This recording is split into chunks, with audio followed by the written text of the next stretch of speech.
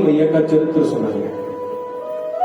भगवान विष्णु ने जाकर बताया कि भोलेनाथ, आपकी जो पत्नी थी ना सती, वो अब पार्वती बनकर आई हैं और आपको प्राप्त करने के लिए बड़ी कठिन साधना कर रही हैं, तपस्या कर रही हैं। तो भोलेनाथ बोले, हम क्या करें सरकार?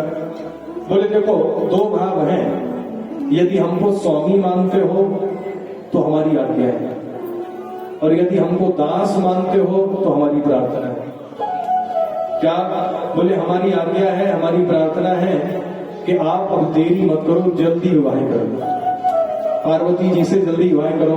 क्यों? बोले, बहुत दिन हो गए, किसी की बारात में जाने का मौका नहीं है, बारात में सम्मिलित नहीं होते। तो बोले, सरकार जरूरी क्या है, हमारी बारात में जाओ, और भी देवता तुम्हारे घूम रहे हैं, उनकी बारात। बोले, नहीं नहीं, हमें जाना तो आपकी बारात में जाना। ठीक है महाराज, आपकी आज्ञा सिरोधार है, सिर पर धारण करता हूं। भगवान विष्णु हंसे, बोले, सिर पर धारण नहीं करना, हमारी आज्ञा। क्यों? बोले, गंगा जी बह रही है सिर पर, ऐसा ना हो कि गंगा की धारा में आज्ञा भी बह जाए। बोले, फिर? बोले, हमारी आज्ञा को हृदय में विराजमान करो, अपने मन में रखो। बोले, ठीक है सरकार। अब यहां से भगवान विष्णु चले गए और इतने में ही सप्त ऋषि आ गए। सप्त ऋषि आए हैं। सप्त ऋषियों से भोलेनाथ ने कहा कि भैया तुम बिल्कुल सही टाइम पे आए हो। क्यों? बोले, हमने सुना है हमारी पत्नी सती पार्वती बनकर आई हैं और हमें प्राप्त करने के लिए बड़ी कठिन साधना कर रही है। बोले, फिर क्या करें महाराज? बोले, जाओ जाकर उनकी परीक्षा लो कि साधना कच्ची है कि पक्की है, जाकर परीक्षा लो उनकी। सप्तऋषि चल दिए महाराज। सप्तऋषि पहुंचे हैं पार्वती मैया के पास। पार्वती मैया ने सबको नमस्कार किया। सप्तऋषियों ने कहा कि बेटी, ये तुम किसकी साधना कर रही हो? पार्वती मैया बोली कि महाराज, मेरे स्वामी हैं भोलेनाथ, मैं उनको प्राप्त करने के लिए ये कठिन साधना कर रही हूं। अब तो सप्तऋषि बड़े जोर से हंसे। सप्तऋषि हंसे और सप्तऋषि बोले कि वाह, वो भोलेनाथ के लिए तुम साधना कर रही हो जो फ्री में मिले तब भी नहीं लेनी चाहिए, मुफ्त में भी यदि मिल जाए तब भी नहीं लेनी चाहिए, और तुम उनको प्राप्त करने के लिए कठिन साधना कर रही हो। ये ज्ञान तुमको किसने दिया? बोले, हमारे गुरु नारद जी महाराज ने। बोले, बहुत सुंदर, तुमको जीवन में गुरु भी मिले तो नारद जी जैसे। तुमको मालूम भी है नारद जी की जिसने बात मानी है उसका घर बर्बाद हो गया, जिसने बात मानी। बोले, तुम छोड़ो, तुम्हारे लिए हम बड़ा सुंदर एक दूल्हा ढूंढ कर लाए। कौन सा दूल्हा लाए हो महाराज? कह रहे, दूषण रहित सकल गुण राशि श्रीपति पुर वैकुंठ निवासी। बोले, हम तुम्हारे लिए दूल्हा ढूंढ कर लाए हैं भगवान विष्णु। अरे कहाँ भोलेनाथ, ना तो रहने का ठिकाना, ना खाने पीने का ठिकाना। भगवान विष्णु से तुम्हारी शादी कराएंगे, सुंदर महल है, लक्ष्मी चरण दबा रही है, पैसे की कोई कमी नहीं। तो कहा महाराज, आपकी बात बिल्कुल सही है, पर समस्या है। क्या? बोले, यदि आप पहले मिले होते तो आपकी बात मान लेते, यदि पहले आप मिल गए होते तो मैं आपकी बात मान लेती, पर मैं जन्म संबुहित हारा। अब ये जो जन्म है, ये जन्म तो मैंने भोलेनाथ को दे दिया। अब मेरे जो कुछ भी हैं भोलेनाथ हैं। और सरकार, आपको एक बात बताऊं कि महादेव अवगुण भवन, विष्णु सकल गुण धाम, जेहि कर मन रम जाहि सन, तेहि सन काम। भले महादेव अवगुण के भवन है, विष्णु गुणों के धाम है, पर महाराज मेरा तो मन अब भोलेनाथ के चरणों में है, अब मैं उनको ही पाऊंगा। बड़ा प्रयास किया सप्तऋषियों ने कि कैसे भी ये जिद छोड़ दें, पर पार्वती मैया नहीं मानी। जब पार्वती मैया नहीं मानी तो चरणों में प्रणाम कर रहे हैं कि या देवी सर्वभूतेषु श्रद्धा रूपेण संस्थिता, नमस्तस्यै नमस्तस्यै नमस्तस्यै नमो नमः। चरणों में प्रणाम किया कि आप जैसी श्रद्धा किसी और की हो ही नहीं सकती। और गए हैं भोलेनाथ को जाकर बताया महाराज। जब भोलेनाथ को बताया है तो इतने प्रसन्न हो गए कि समाधि लग गई। ये पहला दूल्हा है हमारा संसार का, जिसको विवाह का पता चला और वो भजन में मस्त हो गया। वरना संसार में आप विवाह की चर्चा कर दो तो दूल्हे महाराज भजन भूल जाते हैं, फिर तो रात दिन हाँ समझ जाओ video call, audio call, chat इसी में लगे रहते हैं। काहे की माला काहे की जोड़ी। संसार में जब विवाह की चर्चा भी कर दो तो प्रसन्न हो जाता है व्यक्ति, तुरंत महाराज चेहरे पे मुस्कुराहट आ जाती है। और जो नहीं हंस रहे हैं अब आगे समझ लो आप, जितने भी पुरुष वर्ग यहाँ पर बैठे हैं ना, विवाह की बात से नहीं हंस रहे तो आगे आप समझदार हो, मैं कुछ कहूंगा ही नहीं। इन सब की हो चुकी है, और जिनकी हो चुकी है वो अपना दुख कैसे बताएं। तो यहां पर भोलेनाथ समाधि में चले गए, समाधि लगी। जब समाधि लगी महाराज तो एक दैत्य था, राक्षस था, जिसका नाम था तारकासुर। इस दैत्य को श्राप था कि इसकी मृत्यु तभी हो सकती है बोले जब भोलेनाथ को पहला पुत्र होगा, उसी पुत्र से इसकी मृत्यु होगी। अब तारकासुर बड़ा प्रसन्न है, क्यों बोले जब तक ये समाधि में है तभी तक हम घूम रहे हैं, और इनकी समाधि खुली कि हमारी समाधि तुरंत बन जाएगी। बड़ा प्रसन्न। देवताओं ने महाराज विचार किया कि समाधि कैसे खोले, बोले किसके नाम की समाधि लगी है, बोले राम के नाम। खुलेगी कैसे, बोले काम से खोलो, कामदेव को भेजा। कामदेव को भेजा है। कामदेव आए हैं और कामदेव ने अपने 5 बाण भोलेनाथ पर चलाए। जैसे ही महाराज बाण चलाए हैं, भोलेनाथ ने समाधि खुली, नेत्र खुले तो चारों तरफ देखने लगे कि कौन है भैया, किसने ये बाण चलाए। तो आम के वृक्ष के पीछे खड़े होकर कामदेव देख रहे हैं। जैसे ही भोलेनाथ ने देखा तुरंत क्रोध में कि तब शिवती सरे नयने उघारा, तब शिवती सरे नयने उघारा, हो तब शिवती सरे नयने उघारा, तब शिवती सरे नयने उघारा, हो जित बल काम जय छाया, जित बल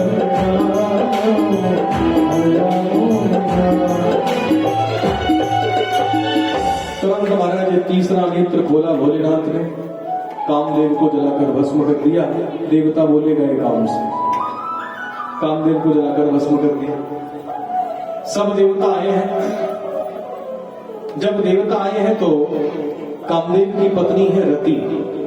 रति ने आकर भोलेनाथ से प्रार्थना की तो भोलेनाथ ने आशीर्वाद दिया था, कृष्ण तनय हुई है पति तोरा, कि आगे श्री कृष्ण की जो पहला पुत्र होगा वो तुम्हारे पति देव ही आएंगे, कामदेव ही आएंगे। तो महाराज यहाँ पर रामचरितमानस में गोस्वामी जी कह रहे हैं सभी देवता आए हैं, भोलेनाथ से प्रार्थना की। भोलेनाथ बोले कि भैया आप चलो जल्दी जल्दी बारात की तैयारी करो, विवाह होना चाहिए। अब देवता आपस में बातचीत कर रहे हैं कि ये तो बड़े अजीब है महाराज, कामदेव को जलाकर भस्म कर दिया और विवाह के लिए तैयार। वरना संसार में क्या होता है, जीव काम के वश में होकर ही विवाह करता है, काम के वश में होकर ही जाता है महाराज। जब आपस में बातचीत कर रहे थे तो भोलेनाथ बोले क्या बातचीत कर रहे हो, तो कहा सरकार समझ में नहीं आया, कामदेव को जलाकर भस्म कर दिया और शादी के लिए तैयार हो गए हो, ऐसा कैसे। तो भोलेनाथ बोले भैया वो संसारी लोग होंगे जो काम के वश में होकर विवाह करते होंगे, पर मैं काम के वश में नहीं, मैं राम के वश में होकर विवाह करने की जा रहा हूं। मेरे राम जी की आज्ञा है कि मुझे विवाह करना है, इसलिए जा रहा हूं। चल दिए महाराज, बारात की तैयारी होने लगी। अब भाव तो बहुत है और 6 भी बज गए हैं, बैठोगे कि भागोगे बताओ, तो उसके हिसाब से हम। अच्छा कितने बजे तक बैठोगे ये बताओ मुझे, कितने 10 बजे तक, 10:30? अच्छा चलो 6:30 7 बजे तक, ठीक है। थोड़ी देर और बैठ लो, हमें झेलना सरल काम नहीं है, आप लोग झेल रहे हो और कई बार झेलते हो महीनों में, तो पढ़ी कर पाए आप सब।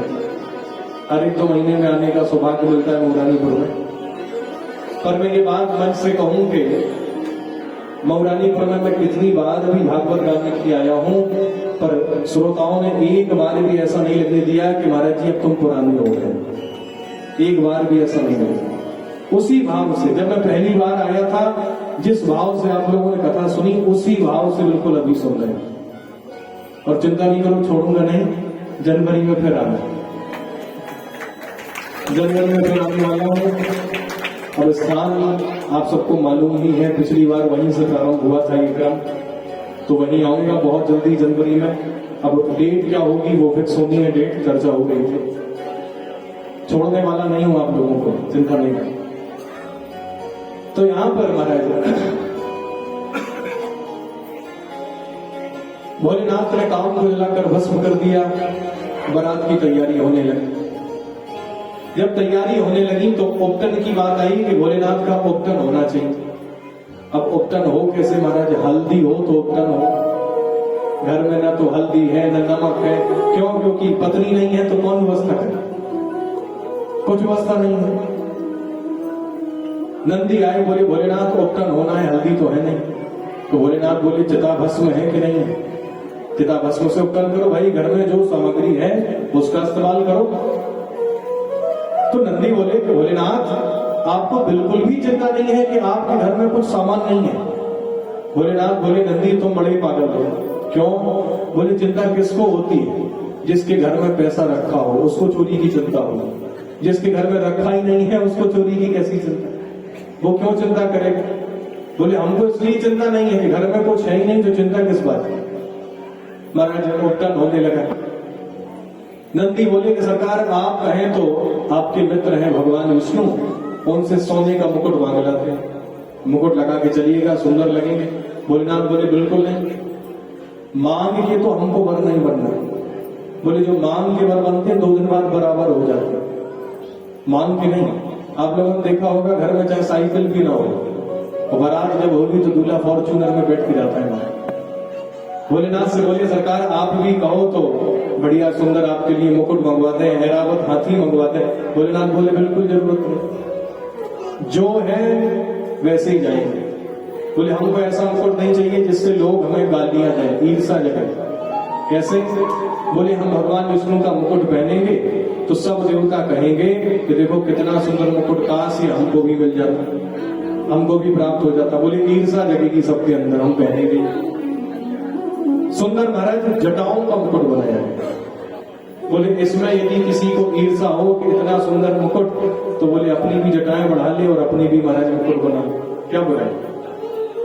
सुंदर जटाओं का मुकुट, कानों में छोटे छोटे महाराज बिच्छू, शरीर पे महाराज सेज की खाल पहनी है, गले में सुंदर सर्प लिपटा हुआ है, हाथों में छोटे छोटे सर्प के कड़ूला है भोलेनाथ।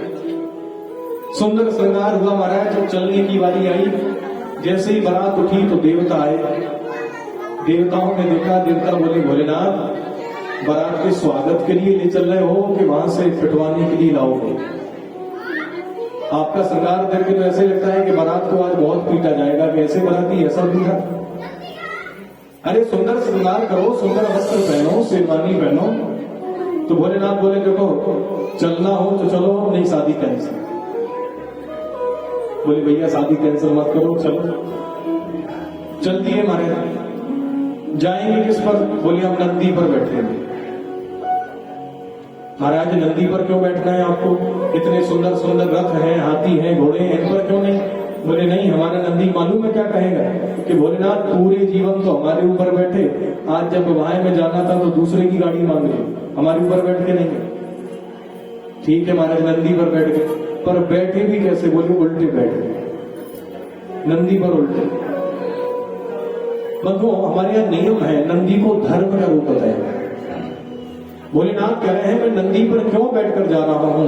बोले मैं धर्म को आगे रखकर जा रहा हूं, धर्म को आगे कर रखा है। और हम लोग कैसे हैं, बाकी सब करते धर्म को पीछे छोड़ देते। खूब महाराज 2-2 घंटे डीजे पे डांस होगा।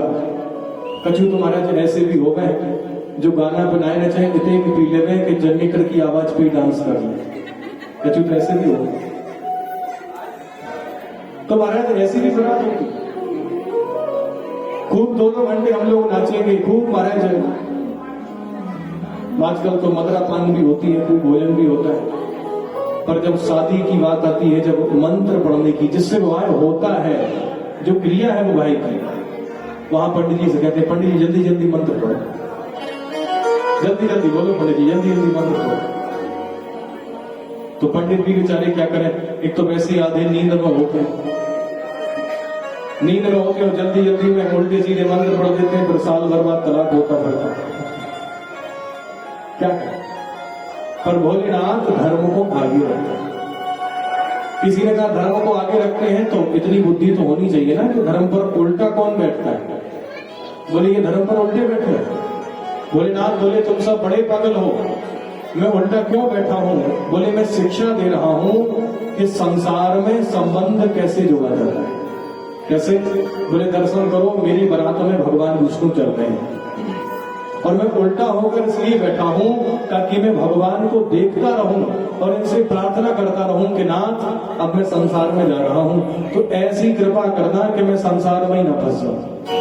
मुझ पर ऐसे कृपा करके रखना कि संसार में भी रहूं और आपके भजन में भी मस्त रहूं, संसार में रहूं। इसलिए उल्टा होकर बैठा। परंतु देवताओं ने कहा कि नहीं भोलेनाथ, हम आपके साथ नहीं जाएंगे। भोलेनाथ बोले कोई बात नहीं। डमरू उठाया महाराज, डमरू बजाना प्रारंभ किया। भोलेनाथ ने जितने भी भूत प्रेत थे सबको बुला लिया। बड़ी अजीब बारात है भोलेनाथ। हम सब कैसे हैं? बोले फलाने फूफा जी शराब पीते हैं, उनको लेके नहीं जाएंगे। फलाने जीजा जी झगड़ा करते हैं, उनको लेके नहीं जाएंगे। तो भोलेनाथ कैसे? बोले जितने अमंगल हैं सब आ जाओ, सबको लेकर जाऊंगा, सबको लेकर चलती है। अब यहाँ पर महाराज देवता पहले निकल गए। देवता बोले भैया अपन पहले चलो। देवता पहुंचे महाराज, बारात का बड़ा सुंदर स्वागत किया गया। जब विष्णु भगवान को देखा तो सब स्वागत करता भागे, दूल्हा आ गया, दूल्हा आ गया। नारद जी महाराज ने देखा, नारद जी बोले कि ये दूल्हा नहीं है। बोले फिर कौन है? बोले ये तो दूल्हे का मित्र है महाराज। अरे वाह नारद जी, जब मित्र इतना सुंदर है तो दूल्हा कितना सुंदर हो। बोले वो तो सामने आएगा तो खुद ही देख लेना। तभी सामने से इंद्र चले आ रहे, फिर भागे, दूल्हा आ गया, दूल्हा आ गया। नारद जी बोले तुमको बड़ी जल्दी है। अरे ये दूल्हा नहीं है, दूल्हे के यहाँ काम करता है, नौकर है। वाह नारद जी, जब नौकर इतना सुंदर है फिर दूल्हे की तो कहनी है। बोले जब सामने आएगा तो खुद ही देख ले। अब महाराज देवताओं का स्वागत हुआ और देवताओं की मीटिंग हुई रामचरितमानस से। कैसी मीटिंग? देवता मीटिंग कर रहे हैं कि भैया भोजन पहले करो। आप यदि रामचरितमानस पढ़ोगे तो राम जी के विवाह में पंगत सबसे बाद में हुई और भोलेनाथ के विवाह में पंगत पहले ही हो गई। क्यों? बोले कौन रिस्क ले, बारात आएगी, भोजन मिला भी है नहीं मिला, तो पंगत पहले ही हो गई महाराज।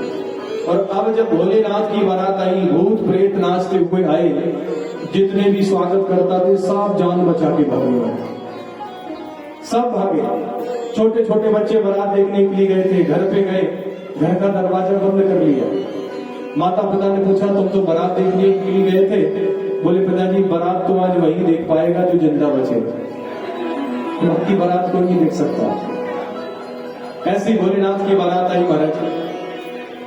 मैना मैया आई है आरती की थाल लेकर और भोलेनाथ का जब स्वरूप देखा तो आंखों से आंसू बहने लगे कि कहां मेरी पुत्री और कहां ये।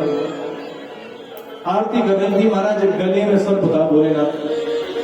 सर्प ने फुंकार मारी, आरती की थाल फेंक कर सासू न मारे। नंदी बोला कि भोलेनाथ अब तो रहने दो, अब तो आपकी शादी वादी कुछ नहीं होगी, शादी कैंसिल हो गई, सासू मां भागे थाल फेंक। भोलेनाथ बोले कि भैया जरूरी क्या है कि मेरा अपमान हुआ हो?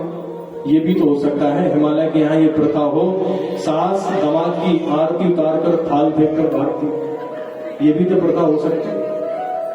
अरे बोले भैया तुमको मालूम नहीं है थाली क्यों फेंकी? क्यों फेंकी?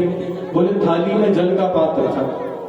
सासू मां ने सोचा होगा कि इस एक लोटे जल को मैं क्या चढ़ाऊं जिसके सिर पर गंगा जी बह रही है, एक लोटे जल में क्या करूं? थाली में महाराज दीपक भी था। बोले दीपक इसलिए फेंक दिया कि जिसके मस्तिष्क पर चंद्रमा शोभायमान हो रहा है, छोटे से दीपक से उसको क्या प्रकाश देना? चंद्रमा शोभायमान। अंदर गई है मैना मैया, नारद का मैं काह बिगाड़ा, नारद का मैंने क्या बिगाड़ा था जो मेरी बेटी के लिए ऐसा दूल्हा चुना? रोने लगे। सप्तऋषि आए हैं महाराज, और सप्तऋषियों ने आकर समझाया कि मैना भैया, जिनको आप अपनी पुत्री समझ रही हैं, ये पुत्री नहीं है, ये पूरे जगत की माँ है, पूरे संसार की माँ है, और इनका विवाह है केवल और केवल भोलेनाथ के साथ ही हो सकता है। जब सप्तऋषियों ने समझाया तो बड़ा सुंदर महाराज भोलेनाथ का पाणी ग्रहण संस्कार रामचरितमानस में हुआ है। जितने भी भोलेनाथ के सेवक थे, भूत प्रेत, सबसे कहा कि अब तो टेंशन फ्री रहो, जाओ सब भोजन करो जाके। महाराज अब उनकी मैं आपको क्या ही बताऊं, ऐसे ऐसे भोलेनाथ की बारात में बाराती गए थे कि जो भोजन परोस रहे थे ना, वो कंफ्यूजन में ही रहे। एक भक्त पत्तल परोस रहा था, पत्तल परोसते परोसते एक भूत के सामने रुक गए। क्यों? बोले को मुखहीन, उसके मुंह ही नहीं था। बोले इसको पत्तल कहां परोस। फिर आगे बढ़ा तो फिर रुक गया। क्यों? बोले विपुल मुख का हो, उसके पूरे शरीर में मुख ही मुख थे। बोले भैया ये बताओ तुम्हें कितनी पत्तल परोस है। ऐसी भोलेनाथ की बात। सुंदर महाराज पाणी ग्रहण संस्कार हुआ, मंडप के नीचे भोलेनाथ बैठे थे, तो खवासनी आई महाराज पान लेकर। आई खवासनी पान लिए, डोली डोली बोली दूल्हजू, पान यह पाइए, बहू तुम्हें नीक मिली, सुंदर तुम्हारो विवाह भयो, अब लोक रीति से नेग मेरो दिवाई। अब भोलेनाथ नेग दो हमको। भोलेनाथ बोले बिल्कुल नहीं। झोरी से नकारो एक कारो सटकारो नाग, ऐसो फुंकारो वही बाप रे बचाइए। मंडप के नीचे सब लोग हंसन लगे, भागो मत देवी जो नेग लिए जाएगी। नेग लेने के लिए आई हो तो भाई जो नेग में है वही तो मिले। सुंदर महाराज भोलेनाथ का विवाह हुआ। फलश्रुति भी बड़ी सुंदर रामचरितमानस में गोस्वामी जी कह रहे हैं, यह उमा शंभु विवाह जे नर नारी कहीं जगा वही, कल्याण काज विवाह मंगल सर्वदा सुख पावही। बोलो शंकर भगवान की जय, पार्वती मैया की जय, जय जय श्री राम। कल की सूचना मैं आप लोगों को दे दूं।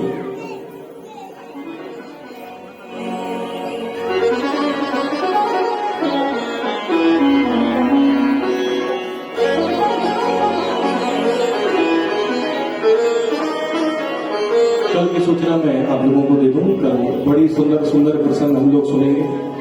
ध्रुव जी का चरित्र, प्रहलाद जी महाराज का चरित्र, समुद्र मंथन की कथा, और राम जी के प्राकट्य उत्सव के साथ कल हम कथा को विश्राम देंगे। और परसों ठाकुर जी बाल कृष्ण का प्राकट्य उत्सव हम लोग यहाँ मनाएंगे। और कल बड़ा सुंदर महाराज देवठान एकादशी भी है। आप सभी भक्त अपने अपने यहाँ सुंदर ठाकुर जी को विराजमान भी करेंगे। तो कल राम जी के प्राकट्य उत्सव के साथ हम लोग कथा को विश्राम देंगे। तो आप लोग अपने अपने घरों से कल पीले वस्त्र पहनकर आना। कितने भक्त हैं? पीले वस्त्र किस किस के पास है? हमको बहुत होगा, सबके पास है। देखो ऐसे हिसाब से पहनना कि कल भी पहन लो और परसों भी पहन लो। परसों फिर कृष्ण जन्म है, उसमें भी पहनना पड़ेगा। और ऐसा भी नहीं करना है कि व्यास जी ने कहा पीले वस्त्र, घर में एक साड़ी और सास बहू दोनों लड़ जाओ कि एक ही साड़ी है, ऐसा भी नहीं। तो कल आप सभी भक्त ज्यादा से ज्यादा संख्या में पधारे। आइए भोलेनाथ की बारात में सभी भक्त सम्मिलित हों। अपने अपने स्थान पर सभी भक्त खड़े हो जाएं।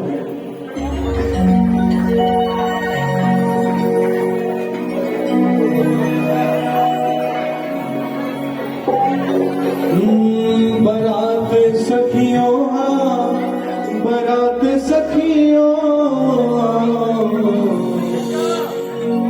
ओ आई शिव जी की अद्भुत बारात सखियों, आई शिव जी की बारात सखियों,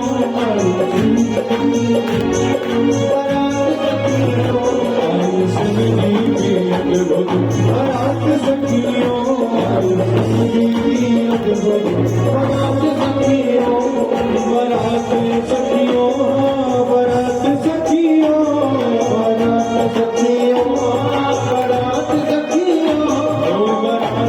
सखियों, बारात सखियों, बारात सखियों, बारात सखियों, आई शिव जी की अद्भुत बारात सखियों, आई शिव जी की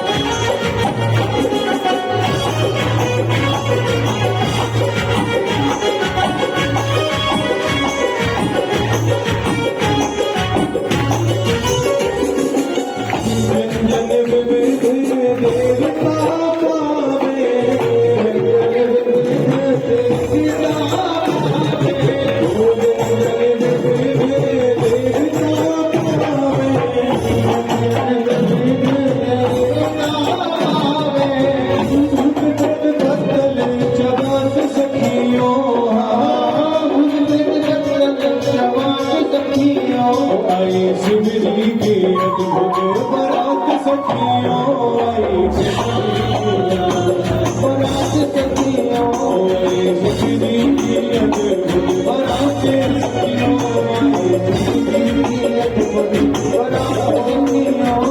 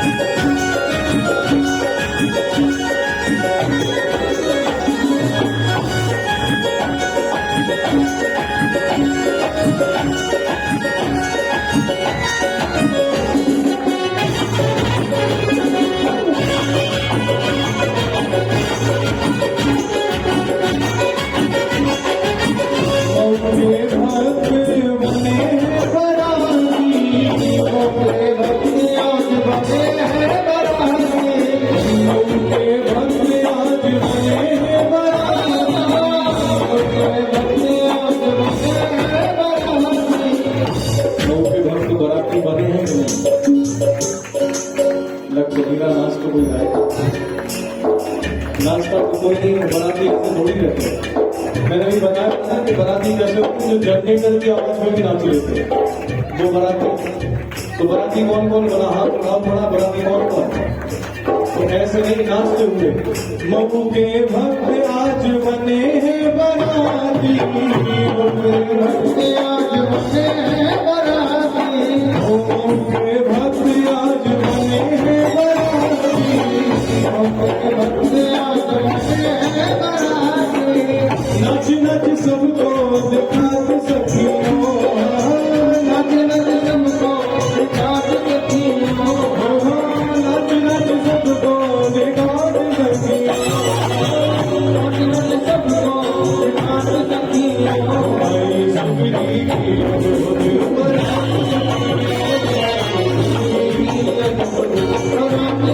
सखियों, आई शिव जी की अद्भुत बारात सखियों।